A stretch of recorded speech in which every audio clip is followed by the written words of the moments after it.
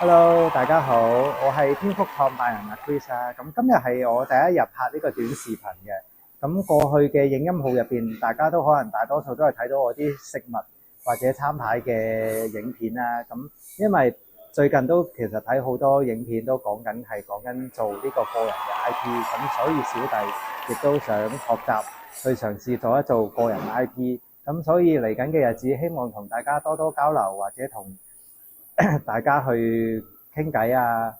討論一下唔同方面嘅嘢都得㗎。咁大家如果想我拍啲乜嘢，或者去討論啲乜嘢嘢，咁可以喺留言區度同我講啦。咁簡單去講一講，介紹我自己先。咁我就係台灣人嚟嘅。咁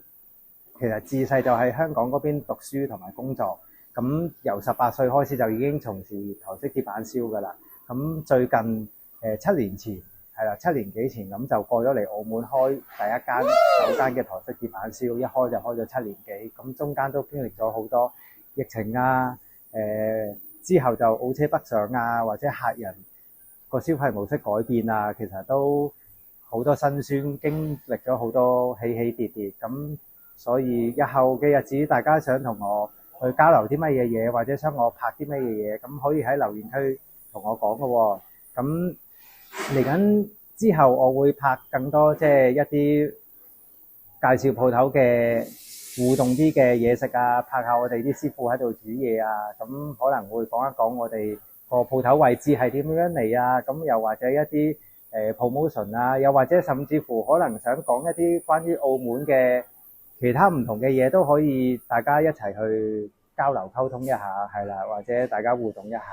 咁又或者喺做呢個飲食業。餐飲業上邊有啲咩辛酸啊，要有啲咩問題啊，咁大家都可以一齊去互動一下嘅喎。咁尤其是即係去喺澳門咁講啊，咁我哋做得餐飲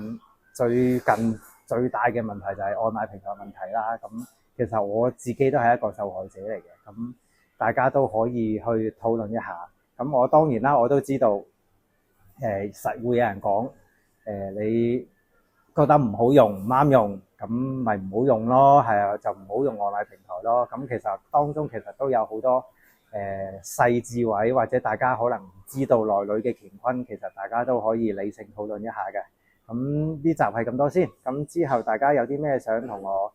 分享討論嘅，記得喺留言區同我講咯喎。多謝晒，繼續關注我，拜拜。記得關注再走哦。